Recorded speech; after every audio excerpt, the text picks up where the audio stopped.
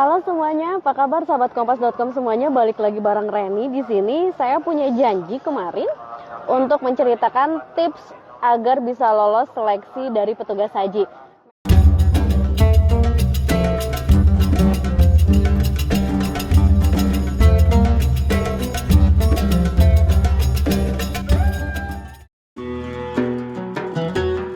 Sebelum saya menceritakan tentang bagaimana sih caranya agar bisa menjadi petugas haji, jadi rencana awalnya nih ya, saya itu akan mewawancarai Pak Ubay. Pak Ubay itu adalah kepala kasih dari media center haji yang ada di Dakar, Madinah. Namun kemudian karena ada satu dan lain hal, saya kemarin tidak bisa wawancara di Bandara Jeddah. Jadi akhirnya saya meminta Pak Ubay untuk membuatkan video. Namun karena ternyata Pak Ubay juga lagi sibuk banget, jadi akhirnya tadi pagi saya wawancara via telepon dan dia mengirimkan voice note untuk berbagi pada sobat kompas.com bagaimana sih caranya menjadi petugas haji. Karena beliau adalah salah satu dari tim seleksi yang menyeleksi terutama untuk tim media center haji bagaimana agar bisa lolos atau menjadi petugas haji. Ada 5 poin yang dijelaskan oleh Pak Ubay. Saya akan bahas sedikit sekaligus nanti saya akan ceritakan bagaimana pengalaman saya ikut tim seleksi untuk petugas haji. Jadi saya ikutan tes tahun ini dimulai dari bulan Januari dan akhirnya saya lolos, pengumumannya di bulan April. Kemudian setelah di bulan April saya melakukan BIMTEK atau bimbingan teknis dan selama 10 hari. Kemudian untuk tim MCH sendiri ada khusus juga selama 3 hari di Pondok Gede gitu ya. Dan kemudian saya akhirnya berangkat menuju Tanah Suci Mekah maupun Madinah pada tanggal 20 Mei 2023. Selama 60 hari saya di sana, totalnya antara sekitar 62 harian saya ada di Arab Saudi dan menjadi tim media center haji. Lantas apa saja sih tipsnya? Ini yang nomor 1 dari Pak Ubay. Yang pertama adalah kalau untuk media center haji dan juga untuk sebenarnya untuk layanan yang lain sama, intinya adalah lolos seleksi administrasi. Itu adalah syarat pertama. Yang pertama adalah lolos seleksi administrasi. Administrasinya itu apa saja? Agar tidak bosan, saya akan mencoba view yang dari belakang. Ini view yang lumayan terkenal di Bandung ya, di Masjid Al-Jabar ini. Rancangan dari timnya Bapak Gubernur Ridwan Kamil. Intermezzo aja sedikit. Oke, jadi yang pertama dilakukan adalah jangan lupa untuk memaksimalkan dari administrasi. Administrasinya apa saja? Sama saja dengan yang lain, mulai dari misalnya harus ada KTP, terus juga harus ada rekomendasi dari kantor, terus juga harus kalau untuk wartawan ada UKW, jadi ada sertifikat UKW. UKW itu adalah uji kompetensi wartawan, jadi berbagai macam sertifikat yang dimiliki oleh kita. Kalau misalnya kita punya TOEFL, kita layangkan juga TOEFL, terus kemampuan bahasa Arab kita kayak gimana, itu juga bisa dilayangkan gitu ya. Tapi itu tidak menjadi syarat utama. Syarat utamanya adalah teman-teman harus memiliki izin dari kantor tempat teman-teman bekerja. Oke, kalau karena saya berangkat dari kompas.com, maka saya harus memiliki izin dari kantor. Untuk media center haji sendiri, untuk beberapa media ada banyak macam.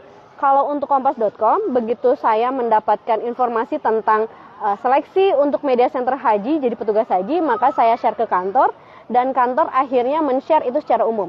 Siapapun yang ingin mengikuti dengan syarat yang sudah memenuhi, salah satunya adalah dia sudah bekerja minimal 3 tahun di media tersebut, maka dia sudah boleh mendaftar. Syaratnya itu ya, jadi dipersilakan, boleh siapapun boleh daftar, dan akhirnya saya pun mendaftar dengan 5 orang teman saat itu, dan akhirnya alhamdulillah akhirnya menjalankan beberapa seleksi. Nah, satu hal lagi, dari kata Pak Ubay, jadi yang penting adalah dukungan media. Nah, dukungan media ini dukungan atau dari atasan kita adalah terlihat dari bagaimana pada seleksi yang kedua. Tahap kedua ini adalah setelah saya lolos administrasi, Kementerian Agama meminta pimpinan medianya untuk datang ke Jakarta atau untuk datang ke Pondok Gede saat itu untuk melakukan wawancara. Wawancara ini mengenai apa saja? Wawancara ini mengenai banyak hal. Salah satunya adalah mengenai dukungan konkret yang akan diberikan oleh pimpinan media itu sendiri. Jadi si media ini akan mendukung seperti apa para petugas hajinya, agar si medianya sendiri akan mendukung seperti apa para pekerjanya untuk menuliskan berita-berita tentang haji atau operasional haji. Seperti itu. Terus juga kemudian yang kedua adalah pengalaman dan skill jurnalis. Jadi memang mengutamakan bisa, jadi nggak cuma buat naskah gitu ya. Jadi kalau misalnya saya di dalam kelas ngomongin kepada mahasiswa saya bahwa jangan cuman nulis naskah aja gitu, karena saat ini tuh media itu membutuhkan orang yang multi talent. Mulai dari dia bisa nulis naskah, dia bisa tentunya foto, dia juga bisa video, dan dia bisa all package. Maka itu pula yang diharapkan oleh Kementerian Agama. Jadi bagaimana caranya agar tim dari Media Center Haji ini memiliki kemampuan dalam berbagai hal, kemampuan dalam bidang jurnalistik.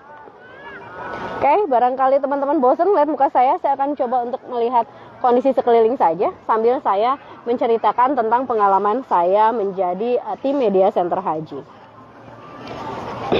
Kenapa Kementerian Agama menginginkan hal tersebut? Karena memang jumlahnya yang terbatas. Jadi jumlah tim Media Center Haji ini terbatas. Tahun ini tuh ada sekitar 63 orang, jadi sekitar 60 orang tim media center dari media-media seluruh Indonesia. Bukan hanya media mainstream, tapi juga ada media-media yang berasal dari organisasi.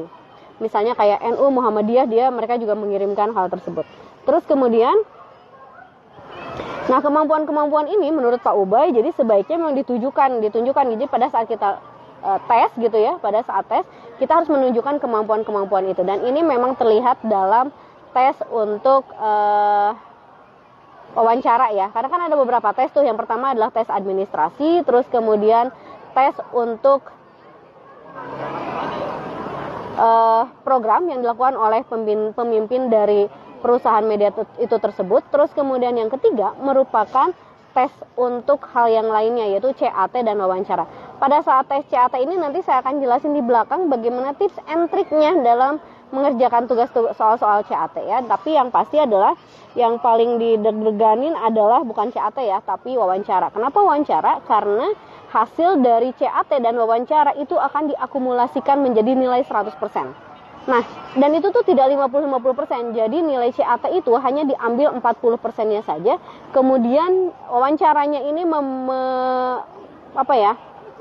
mengambil porsi yang sangat besar, mencapai 60-an%. Nah, kemudian jangan lupa untuk mencantumkan pengalaman. Pengalaman ini akan sangat penting sekali bagaimana kita akhirnya bisa lolos dalam seleksi dari petugas haji ini. Yang ketiga, menurut Pak Ubay, jadi wawasan terkait operasional haji dan regulasi hingga isu-isu penyelenggaraan haji. Ini juga akan sangat teman-teman rasakan, akan sangat teman-teman lihat soalnya itu dalam CAT. Jadi dalam CAT ini teman-teman nantinya akan melihat bagaimana persoalan-persoalan ini akan muncul. Soal-soal ini akan muncul mulai dari, di sini kan tadi jelasin ya, bagaimana tentang operasional haji. Termasuk tentang ibadah, misalnya bagaimana sih manasik haji gitu ya. Terus ada berapa jenis haji gitu ya. Indonesia tuh pakai haji apa? Haji tamatu. Haji tamatu tuh apa sih gitu ya. Nah, itu tuh nanti akan dijelaskan dalam CAT itu sendiri, dan memang para petugas haji diminta untuk mengerjakan hal tersebut. Harus bisa menguasai hal tersebut. Yang keempat, menunjukkan bahwa kita sangat berminat untuk menjadi salah seorang anggota tim Media Center Haji, dan itu bisa ditunjukkan dengan minat tersebut. Jadi silakan ya, kita memang harus pintar-pintar melihat bagaimana caranya untuk memikat hati dengan kemampuan kita, tentunya dengan skill kita, dengan pengetahuan kita, dengan pengalaman kita, dengan berbagai macam skill yang kita miliki. Jadi mau tidak mau memang portofolio itu harus sangat bagus. Saat kemarin saya memasukkan portofolio memang yang sangat komplit, termasuk juga media sosial. Jadi saya memasukkan semua media sosial, karya-karya saya. Saya pernah bermain YouTube, jadi saya cantumkan juga YouTube saya, linknya apa saja gitu ya. Saya pernah menulis buku, saya cantumkan juga buku apa saja yang saya tulis. Berbagai macam pengalaman saya buat semaksimal mungkin gitu, dituliskan dalam 2 lembar portofolio. Jadi saya buat semaksimal mungkin. Halaman pertama saya isi tentang CV saya, termasuk dengan pendidikan saya, pendidikan terakhir saya apa, pengalaman saya di mana saja, pengalaman organisasi dan lain-lainnya saya tuliskan semuanya. Dan memang saat wawancara tolong dilihat juga bagaimana cara kita menunjukkan minat tersebut. Kalau saya memang ingin jadi petugas haji gitu ya, jadi petugas haji, ingin menjadi jamaah haji, maka saya harus menceritakan seperti apa sih gitu ya. Dan itu ditunjukkan dengan cara tersebut. Terus yang kelima, tunjukkan ke tim seleksi bahwa kita itu adalah orang yang mudah bergaul. Kenapa? Dan bersahabat tentunya ya, mudah bergaul dan bersahabat. Kenapa? Karena hal ini akan menjadi bagian penilaian. Jadi kita tuh bisa bekerja nggak sih dengan tim Media Center Haji? Tadi saya cerita ada tahun ini tuh tim Media Center Haji itu ada 60 orang. Nah, 60 orang ini itu dibagi ke dalam 3 daerah kerja. Ada yang di Mekah, Madinah, dan ada juga yang di bandara. Bandara ini pegang Madinah dan juga Jeddah. Nah, jadi kalau semisalnya kita ini dibagi-bagi, jadi dengan banyaknya isu haji, badan satu ini tidak bisa terbelah-belah gitu ya. Jadi akhirnya memang dibutuhkan tim. Dibagilah ke dalam 3 tim. 3 tim ini nantinya akan saling bekerja sama, saling berbagi, baik itu naskah, foto, video, atau apapun.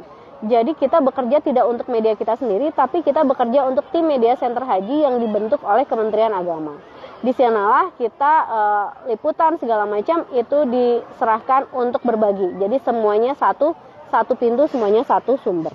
Nah, kemudian karena itulah kemampuan teman-teman bekerja sama, kemampuan teman-teman untuk melihat berbagi dan yang lain-lainnya itu sangat dinantikan oleh Kementerian Agama dan sangat dilihat. Hal-hal tersebut biasanya terlihat dari hasil seleksi wawancara. Jadi itulah beberapa tips atau 5 tips bagi teman-teman yang memang ingin merasakan atmosfer ingin merasakan bagaimana sih caranya menjadi petugas haji. Kalau misalnya semua itu lolos, maka teman-teman bisa langsung menjadi petugas haji. Oke? Untuk pengalaman saya sendiri menjadi petugas haji, saya akan ceritakan sedikit saja karena cerita yang lebih lengkap nanti akan saya sampaikan ketika saya bertemu dengan teman-teman Media Center Haji lainnya di Jakarta tentunya, karena memang masih ada beberapa pekerjaan yang harus diselesaikan tim Media Center Haji, termasuk mengambil sisa zam-zam yang 5 liter gitu ya. Nanti kita akan bertemu di Jakarta, kita akan ngobrol-ngobrol lagi dengan anggota tim Media Center Haji lainnya tentang pengalaman kami selama 60 hari ke depan, selama 60 hari ke belakang kemarin itu ya. Tapi bagi teman-teman yang memang masih penasaran pengalamannya kayak gimana sih jadi petugas haji gitu ya, terutama jadi tim Media Center Haji, bisa dilihat di Instagram saya ataupun bisa dilihat di Instagram teman-teman Media Center Haji lainnya. Intinya adalah proses yang menyenangkan, menggembirakan, dan memang luar biasa. Seperti yang saya janjikan tadi, mudah-mudahan saya nanti akan bisa bikin video lagi untuk teman-teman semua ketika saya bertemu dengan teman-teman dari Media Center Haji seluruh Indonesia di Jakarta. Kami akan berbagi pengalaman kami, kisah kami tentunya, dan mudah-mudahan hal itu bisa membantu teman-teman sahabat kompas.com yang memang berniat atau ingin menjadi petugas haji. Karena memang saya ingin menggugurkan janji saya kepada sahabat kompas.com semuanya bahwa saya akan menceritakan bagaimana sih tips untuk menjadi petugas haji. Balik lagi saya katakan ada beberapa tes yang harus dilewati. Yang pertama adalah administrasi, jadi silahkan persiapkan sebaik mungkin. Untuk tahun depan kemungkinan bulan Januari, kemungkinan di bulan Desember itu sudah mulai ada pengumuman, atau bulan November, Desember itu sudah ada pengumuman. Jadi silahkan untuk mengecek kembali gitu ya, persiapannya apa saja, sudah oke atau belum. Nah, kalau misalnya sudah lolos administrasi, silakan masuk ke tahap selanjutnya, yaitu program kerja. Jadi silakan membuat program kerja sebaik mungkin. Terus yang kemudian yang selanjutnya, tes selanjutnya adalah melakukan CAT. Tes CAT itu untuk pribadi. Jadi kita mengerjakan soal, ada sekitar 100 soal yang harus dikerjakan sekitar 1,5 jam, dan itu lumayan pening. Untuk angkatan saya itu banyak terkecoh dalam soal-soal undang-undang lansia, karena tahun ini Kementerian Agama mengangkat tema haji ramah lansia, maka memang ada sekali banyak soal tentang ramah lansia, dan ternyata itu tidak ada dalam bocoran apapun, karena memang baru tahun ini ada soal tentang ramah lansia, tentang undang-undang lansia dan sebagainya. Itu adalah lumayan merumitkan kami, dan akhirnya nilainya tidak ada yang full bisa 100% untuk tim Media Center Haji. Kemudian seleksi selanjutnya adalah wawancara, tahapan wawancara. Jadi silakan diperbaiki gitu ya, silakan cara ngomong kita juga dilakukan, terus juga bagaimana cara kita meyakinkan tim seleksi agar kita bisa terpilih. Dan tadi seperti yang Pak Ubay katakan bahwa kita memang harus terlihat minat sekali dengan menjadi tim petugas haji ini. Jadi tim petugas haji enak nggak? Enak banget, karena kita juga bisa melayani jamaah. Jadi saya sih ngerasainnya pahalanya plus-plus ya. Jadi selain dari saya bisa menjadi jamaah haji sekaligus gitu ya, menjadi jamaah haji, jadi petugas haji, menolong jamaah haji yang tersesat dan lain-lainnya, dan tentunya menjadi membantu para jamaah haji juga itu sangat membantu sekali, dan kemudian menjadi seorang jurnalis. Jadi 3 peran dalam satu waktu itu luar biasa menyenangkannya. Terima kasih banyak, sampai berjumpa di vlog selanjutnya. Terima kasih. Assalamualaikum warahmatullahi wabarakatuh.